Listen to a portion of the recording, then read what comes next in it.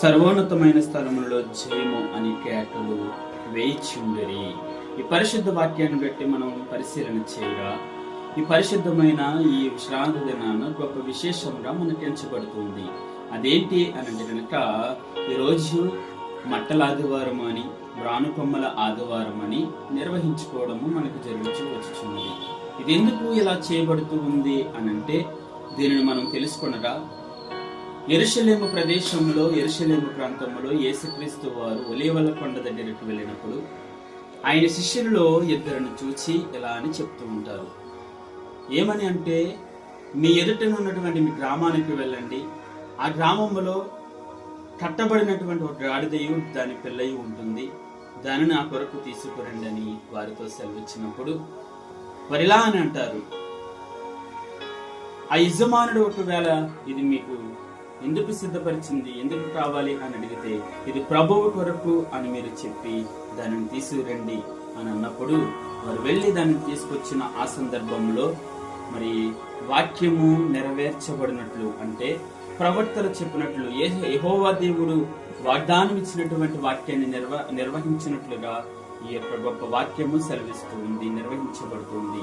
అలా తీసుకొచ్చిన వెంటనే జకర్యా గ్రంథము 9వ అధ్యాయము 9వ వచనములో జరిగినటువంటి ప్రవచన వాక్యము, ఇదిగోని రాజు సాత్వికుడై గాడిదను భారావాహిక పశుపిల్ల అయిన చిన్న గాడిదను ఎక్కి నీ యొద్దకు వచ్చుచున్నాడని సియోను కుమారుతో చెప్పుడి అనున్నది వాక్యము సెలవిస్తూ ఉంది.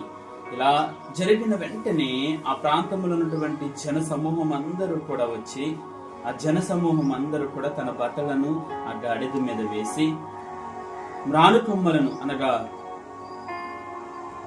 ఆ యొక్క మట్టలను ఒలీవ కొమ్మలను దారి పొడుగున పరిచి ఆ గాడిద మీద యేసుక్రీస్తు వారి ఎక్కి వస్తూ ఉండగా అందరూ కూడా ఎలా అని అరుస్తూ కేకలు వేస్తూ జయము పలుకుతూ ఉంటారు. దావీదు కుమారునికి జయము, ప్రభు పేరట వచ్చేవాడు స్తుతింపబడును గాక, సర్వోన్నతమైన స్థలములలో జయము జయము అని వారు కేకలు వేయచ్చు యేసుక్రీస్తు వారికి స్వాగతము పలుకుతూ ఉంటారు. మరి రాత్రి ఈ యొక్క ఉదయకాల సమయంలో నువ్వును నేను కూడా యేసుక్రీస్తు వారికి స్వాగతం పలికేవారుగా ఉన్నామా? స్వాగతం పలికేవారుగా ఉంటే మన లోక రక్షకుడైనటువంటి యేసుక్రీస్తు వారు భారావాహిక మీద తన భారాన్ని మోసుకొని పోవడానికి సిద్ధముగా ఉన్నానని ఆయన వాగ్దానం ఇస్తూ ఉన్నాడు.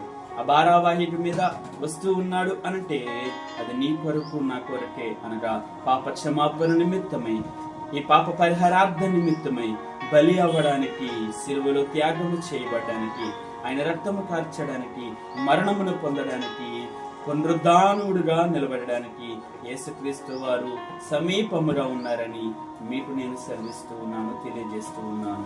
మరి గొప్ప సమయములో విశ్రాంతి దినములో నువ్వును నేను కూడా ప్రభు వారికి జయము జయము, సర్వోన్నతమైన స్థలములో ఉన్న వారికి జయము జయము, దావీదు కుమారునికి జయము జయము అంటూ యేసుక్రీస్తు వారికి జయము పలుకుతూ ఉందాము.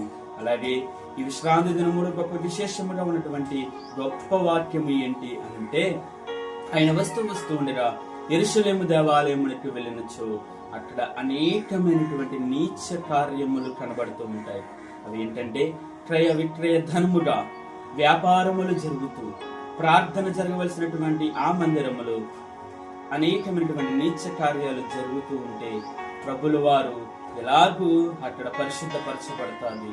ఎలాగూ అనంటే, అక్కడ ఉన్నటువంటి క్రయధన విక్రతను తుడిచివేస్తూ పారవేస్తూ, ఇది నా జనులకు ప్రార్థనా మందిరముగా ఉన్నది కనుక దీన్ని నేను పరిశుద్ధపరుస్తూ ఉన్నానని ఆయన మరలా ఆ దేవాలయమును పునః ప్రతిష్ఠిత చేసి అందరి కొరకు ప్రార్థనా మందిరముగా ఆ యొక్క కార్యక్రమాన్ని చేస్తూ ఉంటాడు. నీకు నాకు జయము వచ్చింది, నీకు నాకు విజయం అనేది వచ్చింది, నీకు నాకు లోక రక్షకుడు సమీపముగా తన భారావాహిక మీద వచ్చి రక్షణనిచ్చి ఉన్నాడు కనుక మనందరమును ఆయన ఇచ్చిన వాక్య ప్రకారంగా దేవాలయమునకు వెళ్ళి ప్రార్థన మందిరములో సమీపములుగా ఉండి ఆయన నామములో హెచ్చించబడినట్లుగా ఆయనకి జయము పలికేవారుగా మనందరమును ఉండాలని కోరుచు ఈ పరిశుద్ధ మాటలను మీ అందరికీ ఆశీర్వాదకరంగా ఇస్తూ ఉన్నాను.